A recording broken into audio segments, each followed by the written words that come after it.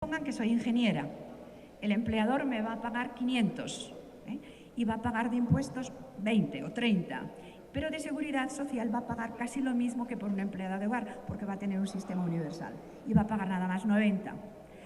¿A quién proporcionalmente le encarece más convertirse en formal? ¿A mí como ingeniera o a mí como empleada de hogar? A mí como empleada de hogar. Si yo no quisiera formalizarme, ¿cuándo tendría más tentación de no formalizarme? ¿Si fuera empleada de hogar o si fuese ingeniera?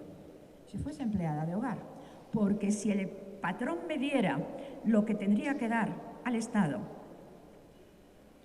como empleada de hogar yo podría ganar 200, mientras que si fuera la ingeniera lo que le pago no es demasiado respecto a lo que voy a ganar de todos modos. O sea, el salario neto, cuando se le añaden las cargas de la seguridad social y fiscales, es proporcionalmente más bajo para los sectores más populares, especialmente los que se ocupan del cuidado. Ahora bien, al mercado jamás le va a interesar la demanda insolvente. ¿Qué es la demanda insolvente? A ver, ¿a qué le suena? Demanda insolvente. La necesidad es un concepto político. Lo que se necesita pertenece sobre todo al ámbito de lo político, pero la demanda, que también es un concepto político, ya tiene una traducción económica más clara. El demandante es aquel que pide expresamente. El que lo necesita se produce con frecuencia la llamada ley de hierro de los cuidados. ¿Han oído hablar de ella? La ley de hierro de los cuidados dice que cuanto más se necesita el cuidado, más improbable es que se reciba. ¿Por qué? Cuanto más se necesita, menos probabilidad de que sea satisfecho. ¿Por qué? Porque el que más lo necesita, ¿quién es? El que está aislado, el que no tiene familia, el que es muy pobre, el que es analfabeto, el que está muy enfermo y el que es marginal. Y el que vive en un barrio al que no se atreve a llegar ni la policía. Entonces, cuantos más elementos de gravedad, menos probable es que se pueda recibir cuidado. Porque si se es rico, se tiene educación, se tiene familia, se vive en un buen barrio, se vive cerca de donde está la prestación de servicios, se es legal, se está documentado, hay mucha más probabilidad de cobertura. O sea, cuanto más grave es la situación, la ley de hierro, más riesgo hay de que no reciba los cuidados. Entonces, ¿qué es la demanda insolvente? La demanda insolvente es aquellos que piden un servicio pero que no son solventes para pagarlo, o sea, no lo pueden pagar. Y aquí se aplica exactamente la ley de hierro del cuidado. Cuanto más se necesita, menos solvente se es para pagarlo. Si se es muy pobre, se es muy viejo, se pertenece a una etnia que está discriminada, se vive en un sitio marginal, no se está documentado, no se tienen los papeles, las probabilidades de hacer una demanda solvente son bajísimas. Entonces, al mercado le va a interesar alguna vez la demanda de los niños insolventes, de los viejos insolventes o de los ancianos insolventes. Al mercado no le interesa nunca, por definición, una demanda que sea insolvente. Entonces, ¿qué se hace para satisfacer esa demanda? Y ahí es donde viene esa palabra que creo que nunca habríamos oído hablar, que es el cuidado. En el programa pone cuidatorio. Por favor, corríjanlo porque no es cuidatorio, es cuidatoriado. Cuidatoriado. El cuidatoriado es una palabra creada a semejanza de campesinado, proletariado y cuidatoriado. ¿Qué es lo que trato de hacer con esta palabra? Al inventar la palabra cuidatoriado, he recordado los muchos años en que he enseñado en la universidad estratificación social, cambio social y conflicto social. Porque no es una relación individual la que tiene el que cuida y el que es cuidado, sino que forma parte de una estructura social y económica que necesita que exista un sector de la población, igual que el proletariado, igual que el campesinado, que sostenga al resto de la población. No es una situación individual, es una situación estructural, social y económica. Y el cuidatoriado es una clase social cada vez más numerosa, emergente, que se está configurando que agrupa simultáneamente a los que necesitan cuidados y a los que prestan cuidados. Ahora bien, para que una clase social se inserte de un modo favorable en una estructura social, ¿qué mecanismos tiene? ¿Qué puede hacer? ¿Qué hizo el proletariado? El proletariado tenía una gran ventaja frente al campesinado. Y el campesinado no se podía organizar bien porque no tenía enfrente una clase antagónica. Y además estaba muy disperso y le era muy difícil conseguir una conciencia de clase. Si no les gusta la palabra clase, no hay ninguna obligación. Digan grupo, da igual. Prescindan de la palabra clase si no les encaja. Digan un grupo. ¿Qué sucede con el cuidatoriado, especialmente con los cuidadores? ¿A quién tienen enfrente? ¿Quién es su antagonista? La mujer que cuida a su niño o a su suegra o a su madre, ¿quién tiene enfrente? No tiene antagonista. ¿Dónde se puede concentrar? Fíjense cómo surgió el proletariado. El proletariado surgió en las grandes concentraciones. En España, todos los sindicatos potentes son sindicatos en los que la gente está muy junta, se pueden organizar. ¿Dónde no aparece un sindicalismo fuerte? En todo el pequeño comercio, en toda la agricultura, porque están dispersos, porque no pueden generar conciencia de clase, si quiere decirlo conciencia de grupo, porque les es muy difícil organizarse para la lucha social.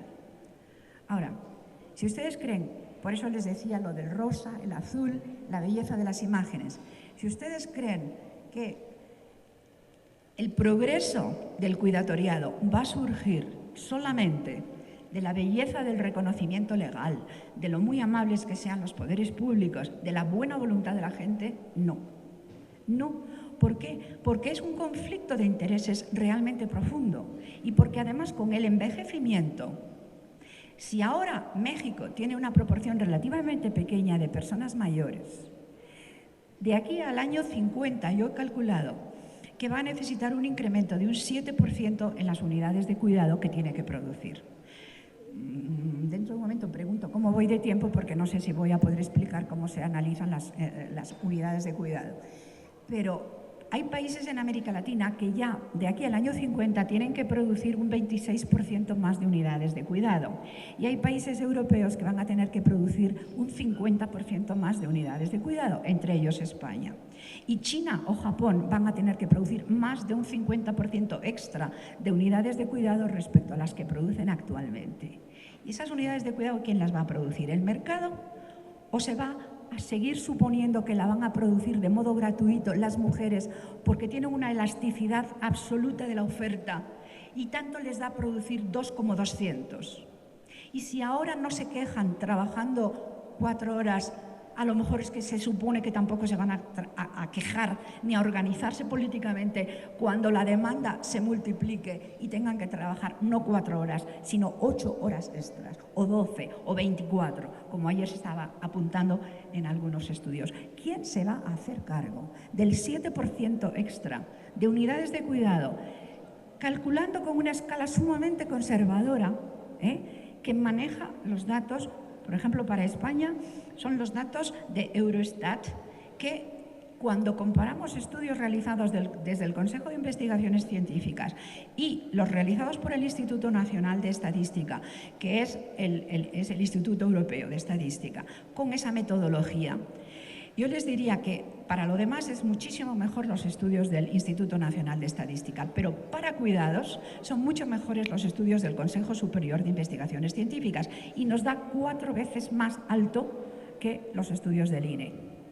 México tiene estudios hechos por INEGI y INEGI es una maravilla en muchísimos aspectos, pero yo creo que si hicieran estudios monográficos de cuidado, las cifras que estaban manejando ayer de cuidado les iban a multiplicar al menos por 2, porque es muy difícil medir el cuidado, porque es una actividad sobre todo de disponibilidad, porque es mental, porque se superpone con otras actividades y porque mucha gente ni siquiera es consciente de que cuida cuando está cuidando.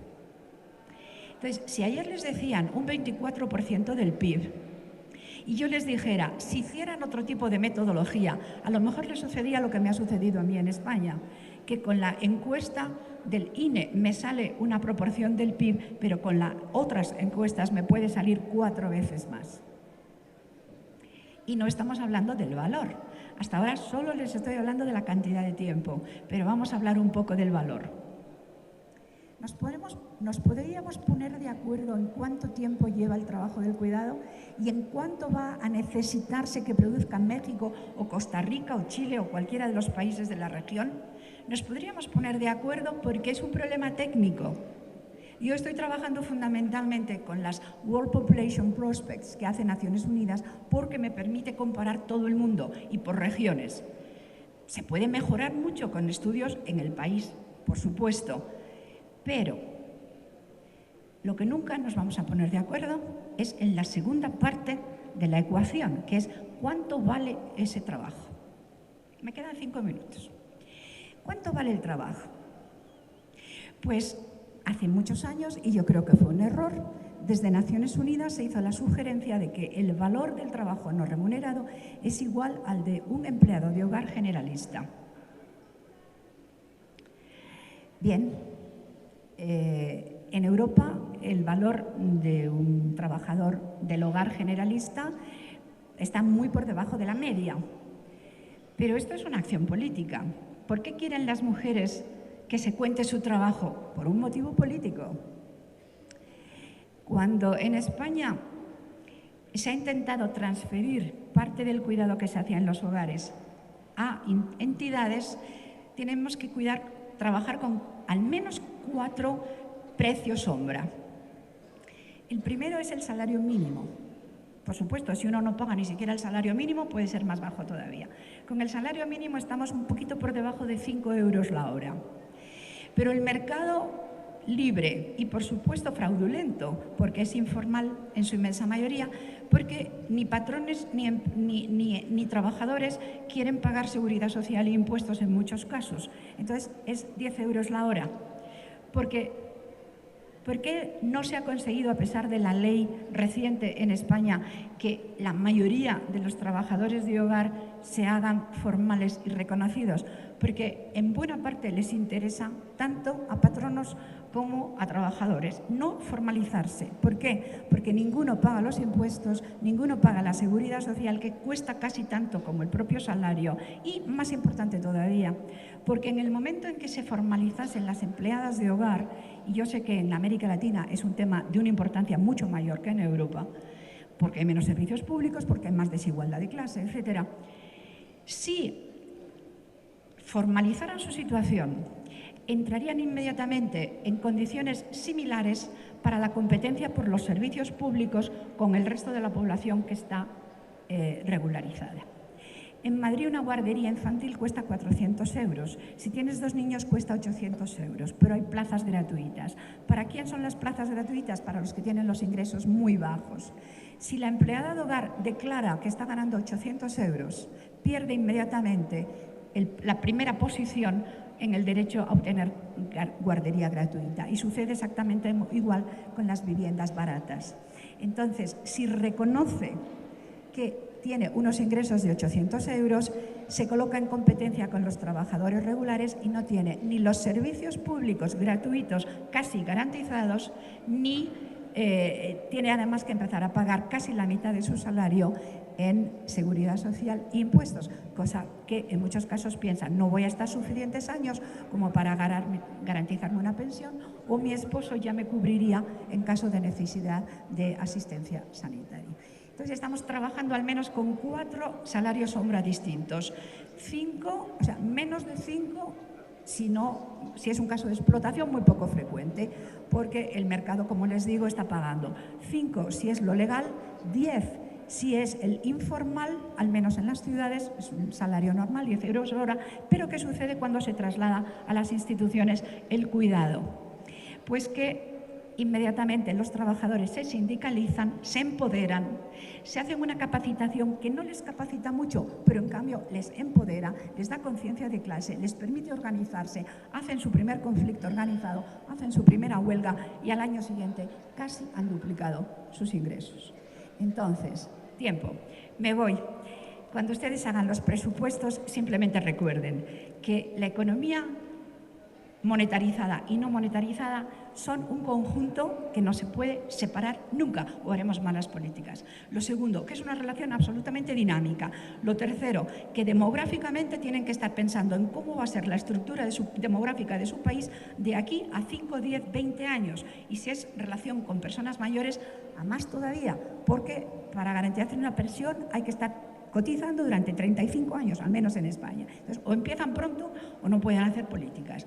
Y, sobre todo, que todos los indicadores son indicadores que afortunadamente ya tenemos lo que tenemos, pero que todavía nos falta mucho por trabajar, porque simplemente podemos ir de 1 a 4 según la metodología empleada en la medición y de menos de 5 a 30, como sucede en España, según quien sea el proveedor de los recursos.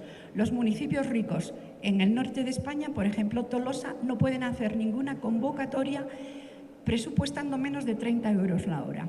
¿Por qué? Porque los trabajadores están sindicados, se miden parecido con los demás trabajadores industriales y porque además pagan los impuestos y pagan la seguridad social. Entonces, al trabajador no le llegan 30 euros, pero al municipio que ha organizado el servicio le está costando a 30 euros. Si ustedes tienen un presupuesto de 100, sepan que si lo hacen con trabajo informal les va a costar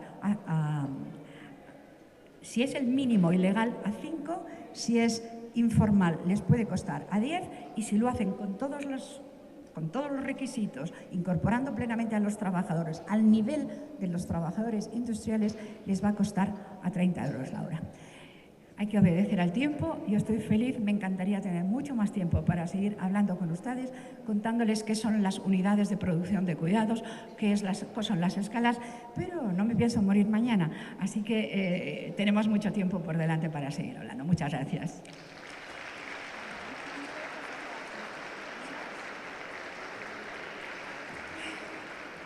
Fabuloso.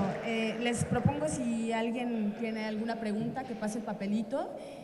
Vamos a dar tiempo, no sé, unas 3, 4 preguntas para aprovechar aquí.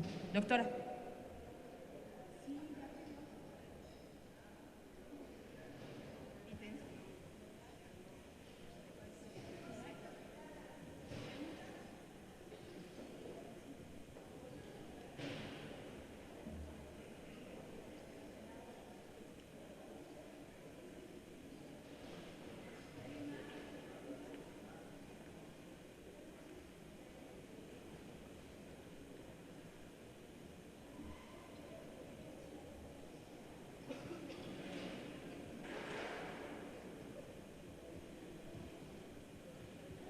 A ver, pregunta.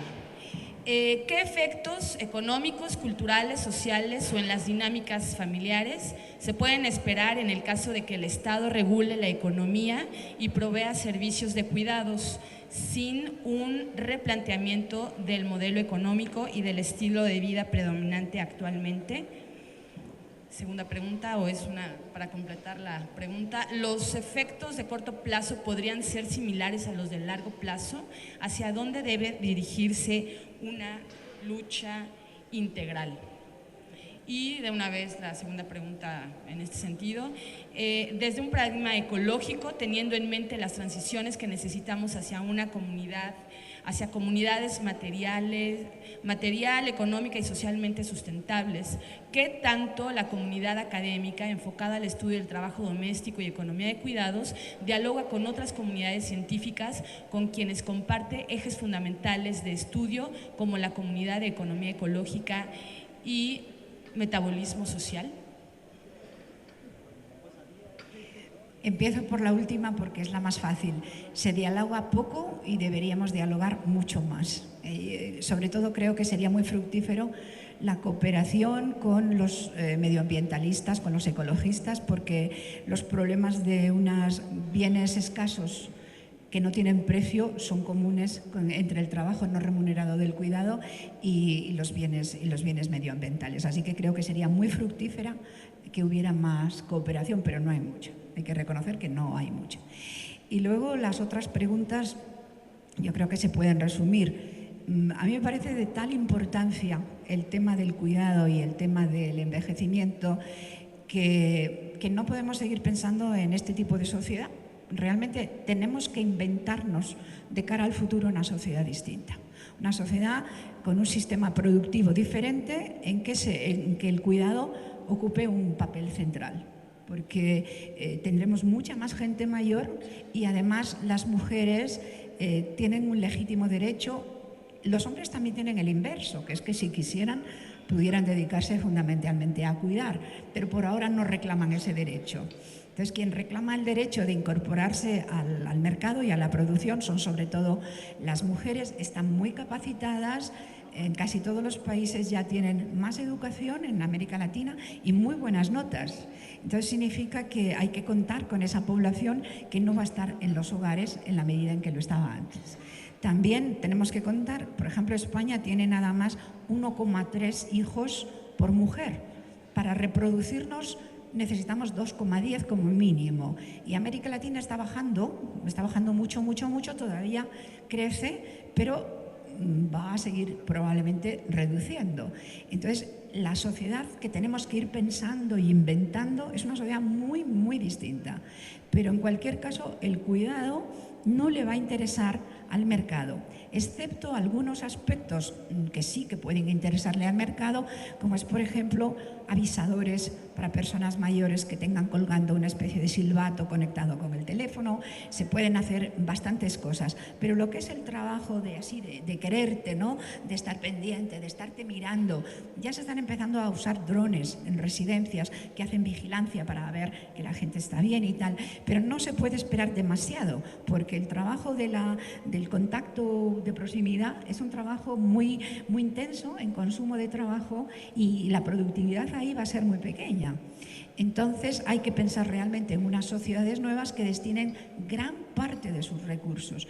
Y eso solo se va a poder pagar con dinero si hubiera una especie de nueva revolución industrial que diese una productividad altísima en el trabajo industrial y entonces sobraran recursos para aplicarlos al cuidado, recursos incluso monetarios. Ahora, si no va a haber un crecimiento espectacular y no se espera, porque además no estará bien distribuido, de los recursos monetarizados, entonces tenemos que pensar en un pacto social nuevo, en un contrato nuevo que va a implicar a hombres y mujeres en la redistribución y va a implicar también a las generaciones jóvenes y las generaciones mayores. Pero el concepto de persona jubilada cambiará absolutamente.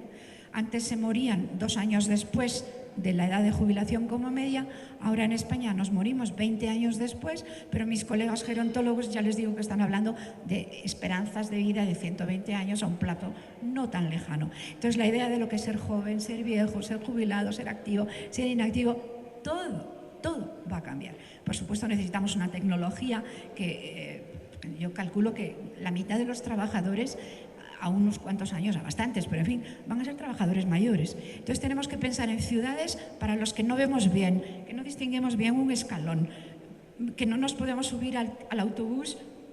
Toda la tecnología va a tener que ser tecnología pensando en el cuidado, que los letreros sean grandes, que las indicaciones, en fin, todo va a tener que ser muy distinto. Y eso requiere, por una parte, imaginación y por otra parte, compromiso político y eficacia. Y perdón, nadie me ha hecho una pregunta incómoda. Nadie me ha hecho una pregunta incómoda, ¿puedo responder aunque nadie me la haya hecho? Pues son los 3 desafíos de un sistema de cuidados en Latinoamérica. Y hay 3 desafíos grandes. Y además, a lo mejor porque se parece a la letra inicial de mi apellido, he buscado palabras que empiecen por D, aunque había sinónimos que a lo mejor me convenían más. Pero así que los llamo las 3 Ds, las 3 Ds de los 3 desafíos, y me llamo Durán. Entonces, esas 3 Ds son, la primera, la desconfianza. Nunca habrá un sistema de cuidados en Latinoamérica si la población no confía. Y la población nunca confiará si hay corrupción. Entonces, ese es el primer punto, la desconfianza en el sistema. El segundo es la desigualdad. La desigualdad. Mientras unos ganen 1.000 y otros ganen 1, no habrá un sistema de cuidados, porque la inmensa mayoría están de los que ganan poco. Y con tanta gente ganando tan poco y habiendo tanto recurso en los que ganan muchísimo, los que ganan muchísimo no van a ser muy partidarios de perder el 80% del muchísimo para poder pagar lo que necesitan los que ganan poquísimo. Así que con unas estructuras muy, muy, muy desiguales no hay quien monte un sistema nacional de cuidados. Y el tercer problema, el tercer desafío es la diferenciación. América Latina es muy diferente. La diferencia puede ser desigualdad o no, puede ser simplemente diferencia, pero es muy complejo organizarlo en países que son sumamente heterogéneos, donde tienen comunidades indígenas, diferencias territoriales, lugares muy poco accesibles, zonas urbanas enormes, pero como ayer se comprobaba muy bien en la ponencia de Mercedes Pedrero, enormemente diferentes entre Cuauhtémoc y Milpalta, en fin, que había diferencias muy, muy grandes de unas delegaciones a otras. Entonces, establecer un sistema de cuidados universal creado desde el Estado tiene unas dificultades extraordinarias por las enormes diferencias que hay. Acabo de venir de Colombia y el problema es exactamente el mismo. O sea, esos tres desafíos hay que tenerlos siempre en cuenta. Y a propósito de la dimensión política que se está colocando hoy, tal vez otros dos desafíos serían la descolonización y la despatriarcalización del cuidado en contextos latinoamericanos al menos, ¿no? Entonces, bueno, para hacer aportaciones incómodas. Otra pregunta, ¿el cuidatoriado involucra proveedores remunerados y no remunerados? ¿Todos los receptores? Si es así, ¿quién quedaría fuera del cuidatoriado? Buena pregunta, sí. Es un concepto que lo estoy creando, o sea que a lo mejor gracias a quien me ha hecho la pregunta, dentro de 2 horas esté ya avanzando en la creación del concepto. Yo he venido a aprender, ayer lo dijeron varias personas, yo aprendo muchísimo y agradezco que me hagan preguntas, a veces las más difíciles son las mejores, porque son incómodas de momento, pero te hacen pensar y entonces se avanza. El cuidatoriado yo creo que es sobre todo por ahora en mi pensamiento de los que no cobran por ello, El otro cuidatoriado que cobra por ello, en algunos aspectos desde luego tienen que ir juntos y a veces se plantean conflictos de intereses entre los cuidadores remunerados y los cuidadores no remunerados. Por ejemplo, en España, en el año 2006 se hizo una ley que para mí es la más importante desde la democracia, se llamó la Ley de Dependencia. Y entonces se dijo que se iban a garantizar cuidados con independencia del nivel de renta. Inicialmente se pensó que iba a ser un yacimiento de empleo. De hecho, hubo muchísimas mujeres inmigrantes que pensaron que iba a ser su empleo, con salarios reconocidos y con capacitación, etcétera. Al cabo de un tiempo hemos entrado en crisis económica y ¿qué es lo que está sucediendo? Que casi no se está ampliando la cobertura con trabajadores remunerados y lo que se ha hecho es dar una subvención muy chiquita. Si el salario legal está cerca de 800 euros, se está dando subvenciones de 300 euros a esposas, hijas, madres que se hagan cargo del cuidado. Y durante los primeros años de la ley se les ha estado pagando la seguridad social y ahora ni siquiera se les paga la seguridad social. Luego hay una diferencia importante entre España o los países europeos y Latinoamérica. En Latinoamérica la diferencia de clases es mucho mayor que en Europa. Entonces, quien contrata trabajadores remunerados suele tener unas rentas mucho más altas. Pero en Europa y en España en concreto, quien contrata trabajadores remunerados no tiene unas rentas mucho más altas de la persona que contrata. Eso significa que sobre todo los viejitos puede tener una pensión más baja el viejito que lo que le cuesta a la empleada de hogar que le cuide, con lo que se producen constantemente tensiones entre cuidadores remunerados y cuidadores no remunerados. El viejito no lo puede pagar por sí mismo, entonces 2 o 3 hijos del viejito pagan al cuidador que cuida al viejito. Pero si entra en paro uno de los hijos, entonces ya 2 no pueden pagar a la cuidadora del viejito. Y la cuidadora del viejito tiene sus derechos y los exige. Entonces se plantean constantemente conflictos entre el trabajador remunerado y el trabajador no remunerado, porque lo que protege al trabajador remunerado, lo que no puede hacer el trabajador remunerado automáticamente es desplazado al cuidatoriado, que tiene que trabajar con jornadas sin límite, sin seguridad social y sin ningún tipo de prestación. Bueno, por ajustes de tiempo, las otras preguntas se las pasamos aquí para… Y pasamos al tercer panel, por favor. Gracias, gracias, doctora Durán.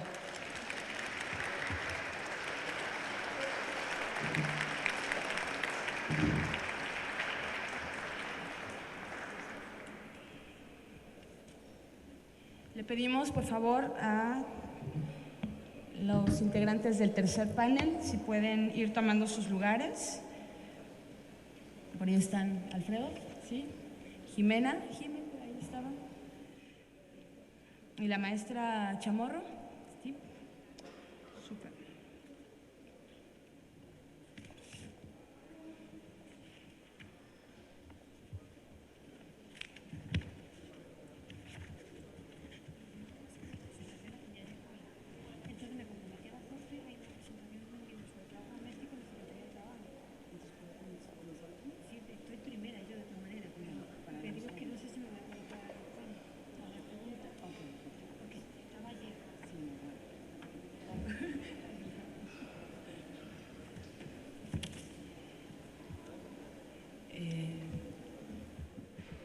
Bueno, mientras se incorporan nuestros panelistas, voy a dar una breve semblanza de cada uno de ellos. Es el tercer panel y tiene por título Avances hacia políticas y sistemas de cuidados.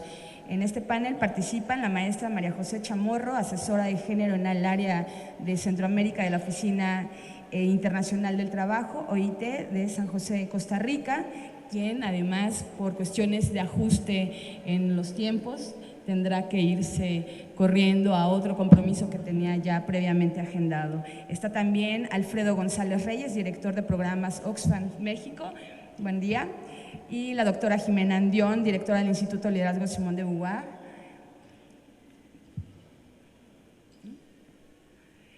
Perfecto. Una breve semblanza.